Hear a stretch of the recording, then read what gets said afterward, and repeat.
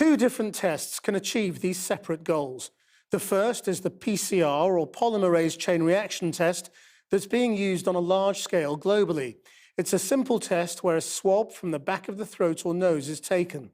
The result can be obtained in a couple of days. As the test looks for the existence of genetic material from the virus, it's considered extremely accurate. The second type of test is for those who have had the infection. It looks for antibodies to COVID-19 and is also regarded as extremely accurate. It does require a blood test, though it can give results in 10 minutes. Antibodies can live in the body for a long time, so the tests can be used long after recovery. Our health and social care correspondent Victoria MacDonald reports. Test, test, test. We do intend to continue to scale up testing so that we hit 25,000 tests a day. We do not have sufficient testing. So we've now bought 3.5 million antibody tests. Everybody wants this, so there is a global shortage. These tests are crucially important. We have ordered and we have planned ahead. The government has, as we can see, repeatedly promised scaling up testing for COVID-19, with plans to reach 250,000 a day. The reality so far is significantly smaller. Compared with our European neighbours, as this graph shows, we are well behind the curve. Early on, Public Health England, or PHE, tested everyone suspected of having the virus. Once the battle to contain it had been lost, they started testing only the most vulnerable patients in hospitals, as well as care home and prison clusters. Repeated questions have been asked about why there is no general population testing and why we had not prepared earlier. It is now clear there is a shortage of materials to do the PCR testing, which happens in laboratories. Indeed, a leaked email from a major NHS trust reveals: "We have faced a slight issue with swab results over this weekend and today, with very few results returning. It would appear that it is sheer volume. They are working hard to get more runs up and running, but there is a concern with the supply of reagents. It is therefore important that we ensure we only swab patients and staff who have symptoms and who meet the criteria." Only 8,278 tests were done on Sunday on just under 5,000 people, suggesting this trust was far from alone. Yet Germany is now doing 500,000 tests a week.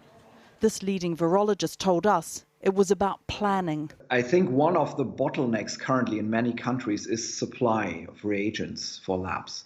And I believe, I'm not sure, but I believe that this is somehow like the supply follows the demand, and we created a demand very early on in Germany. So what happened is, in fact, that we rolled out this test already in January. And I mean, this was available to labs across the globe, but in Germany we have a community that's very open for establishing new diagnostic assays for several structural reasons. There are a range of self-testing kits currently being evaluated, including samples of the 3.5 million antibody tests which the government has promised. We used one kit to test Hamish Anderson. He's been in isolation with severe symptoms for coronavirus for 15 days and is now out and feeling better. He tested at the height of his illness, but it was negative. He tested again today and it shows he does have the antibodies. I feel relieved that I know I've had it. Hopefully I can't pass it to anyone else, and that as and when I can get out there and start working again, I can do that in a way that I know that I've had it. Obviously, this is not meant to be scientific, but it does highlight the desperate need to find out who has had COVID-19 and who can go back to work, especially healthcare workers. It's estimated 1 in 4 are now off sick or in isolation. I think it's really important to be open with the public and with staff in the NHS about the volume of testing that is available, and then therefore you may need to prioritize who gets the test. But at the moment, what we're being told is that we're going to see this massive ramping up of testing, but we don't have a timescale. So every day, naturally, the doctors I represent are waiting because they believe that they will be tested. It also remains unclear why it's taking so long in the UK to use university and private laboratories as they are in Germany. This responsibility lies with the Department of Health and Social Care. But there are also delays in signing off the evaluations of different types of PCR and infections tests. Channel 4 News has seen a list of 19 different available virus testing systems that were being evaluated by PHE on March the 6th. 3 weeks later, we know of just 3 of these, Roche, Novacyt and Randox, who are now supplying tests. PHE said tonight the rollout of additional capacity requires properly trained staff, equipment and a supply of consumables, as well as a thorough validation process for the lab to ensure the results are correct. Accuracy is especially important given the PHE and NHS laboratory capacity is focused on testing the most vulnerable patients in ICUs, for whom the result will influence vital clinical management and infection prevention and control decisions. And in response to questions about testing tonight, the Cabinet Office Minister said this. A critical constraint on the ability to rapidly increase testing capacity is the availability of the chemical reagents which are necessary in the testing. The Prime Minister and the Health Secretary are working with companies worldwide to ensure that we get the material we need to increase tests of all kinds.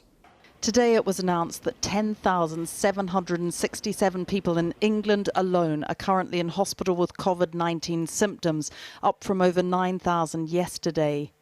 More numbers, but behind those numbers are some desperately ill patients. And Victoria is with me now live. What is going on with testing? Well, it is one of the first acknowledgements that we've had from government today that there is this problem with supply, although we perhaps have known this for a while ourselves. So what we need to know now is why they didn't plan this earlier, because we saw that Germany could see that there was a problem with getting these reagents or whatever, and they started getting them in January. Okay, so this will all come out in the wash when we do an analysis after this is all over. But the fact is, very, very important people in the health service, and you have people like Jeremy Hunt, now the chair of the Health and Social Care Committee, who are saying, why aren't we testing more? And it seems to me that there is a systems problem, that this problem with not getting university labs up and running, the problem with not getting the testing done quicker, it's inexplicable when we know just how urgent this problem is. And I don't doubt that everybody involved wants the best, that they do want to test, but there is some barrier, and it's not clear, and it's not just that there isn't enough reagent. There's something else going on. Now, we also saw a big jump in the absolute number of deaths being reported today, but there is also some confusion around those numbers, and they slightly change according to what you're looking at precisely. Can you explain this? No, I can't entirely, actually, Chris. I wish I could. But for all of us, there are problems with all the numbers. It's the same with the testing. So it looks like some of the trusts are reporting over 3 or 4 days. We saw that with Northwick Park last week. Some trusts are reporting on the day or up to the weekend. Then we have the Office of National Statistic figures, which came out for the first time today, which are looking at community deaths and deaths in care homes, for instance. Now, they increased the figures up to March the 20th, the death rate figures, by 24%. So you can see there is a problem already in comparing like with like. Yesterday, we saw lower than expected death figures. Today, we're seeing quite a big increase, and it's very hard then to see whether there's a levelling off or where we are in terms of the epidemic, except that we know probably that it is still going up and up and up. The fact is, and as I said in my film just now, of course, behind every single one of these figures are people, real people, and we probably can understand that there are some people out there who have died who we will never know had coronavirus, it will never be attributed to. Because they weren't tested before they died? No, because they weren't tested or it wasn't put on the death certificate. Victoria, thank you very much. With the speed of testing for coronavirus being deemed an absolute priority, as you've heard, scientists in Liverpool are among those working to establish whether new 10-minute tests are accurate and can be rolled out for widespread use. But they say it'll be weeks rather than days before the tests can be properly validated. It comes as academics at other universities are offering the government space and resources to increase current testing. Our North of England correspondent Claire Fallon has this report. Inside this lab, they're gathering the data that could turn around the odds in the battle against coronavirus.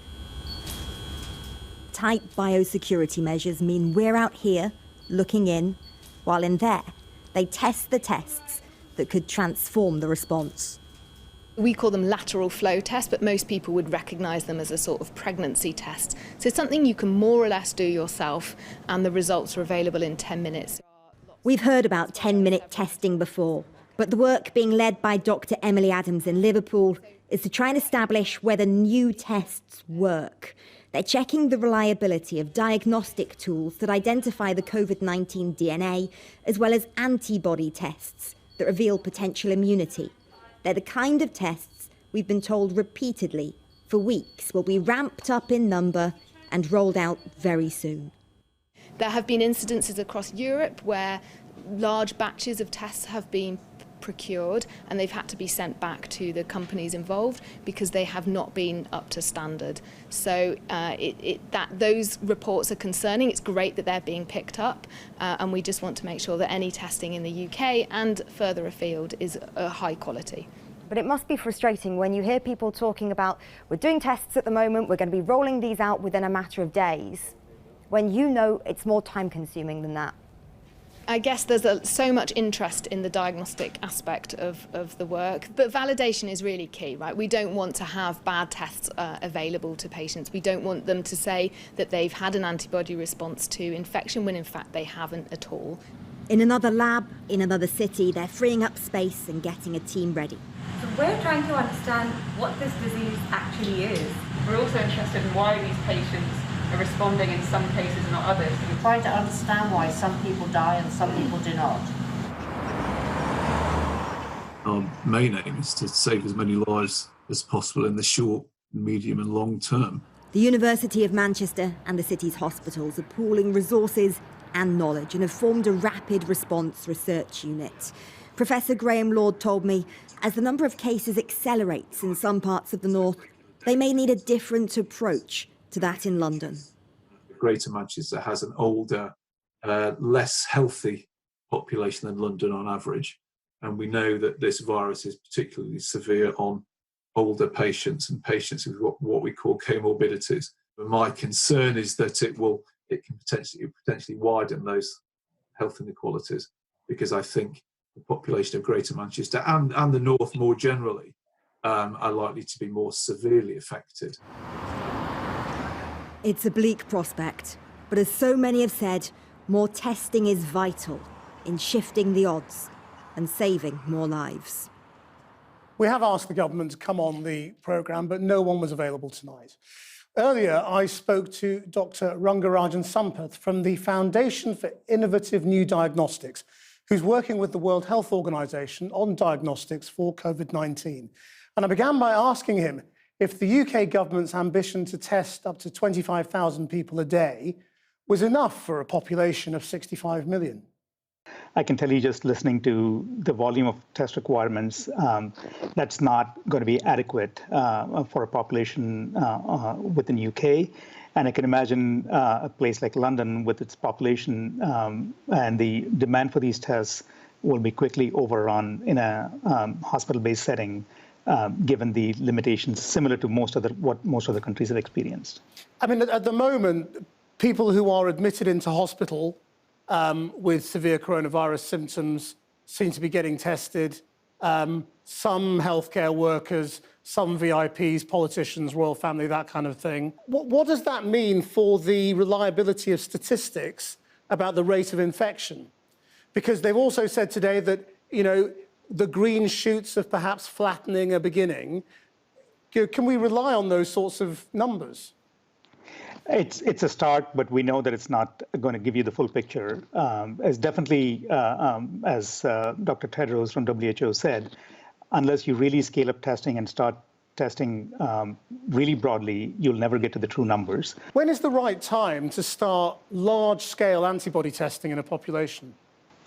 Definitely not for initial triage or screening. And I think that's been one of the biggest challenges that we are facing, is there's a lot of noise made about these rapid antibody tests, But if you understand what antibody tests are, exactly as the name suggests, that's what the human body mounts as in response to the viral infection, which means it takes somewhere between 7 and 10 days before you can start detecting these antibodies. So I think it's not appropriate to think of rapid serological tests or antibody-based tests at the front line at this stage of the game. The government's also saying that there is a problem with the supply of reagents, the chemicals being used in these tests. How much of a problem is that worldwide?